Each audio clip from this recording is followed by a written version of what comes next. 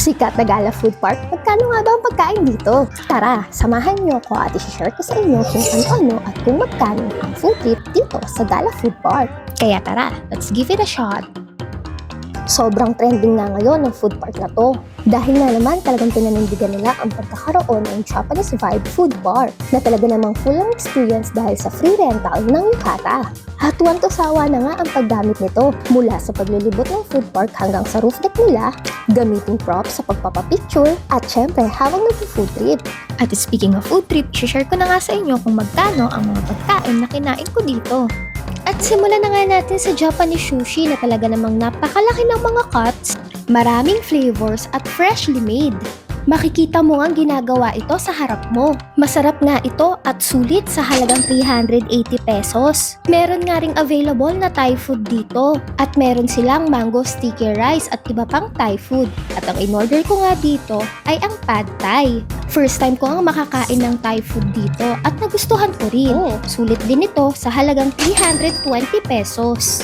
Sa mga katulad kong matcha lover, meron ding matcha house dito. Nagsiserve na sila ng iba't ibang klase ng matcha drinks like tea, latte, at smoothies. At meron nga rin silang croffle dito. At ang in-order ko nga ay ang kanilang strawberry matcha na hindi tinipid sa ingredient at sobrang nagustuhan ko. 180 pesos nga ang order ng drinks na to. At pinartneran ko nga yan ng kanilang matcha croffles na sobrang cute ng design. Sobrang generous nga ng matcha cream sa croffle na to. At masasabi kong sulit ito for 180 pesos.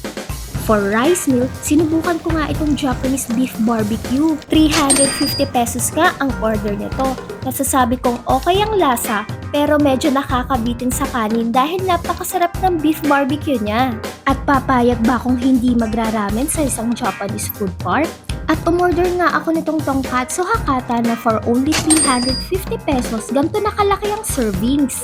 Authentic nga din ang gamit na ingredients dito, from noodles and toppings. At tatlo nga ang slice ng pork nito, kaya sulit na rin at masasabi kong masarap talaga ang lasa.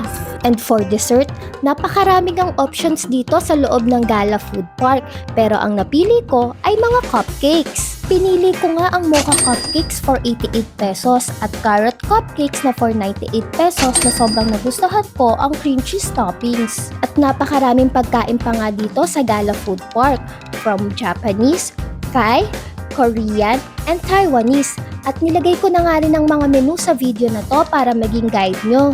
And for payment method, they accept cash, bank transfer, at pwede nyo rin i-avail ang kanilang VIP card na 2,000 pesos, which is consumable naman at pwede nyo gamitin pambili ng pagkain sa loob ng Gala Food Park.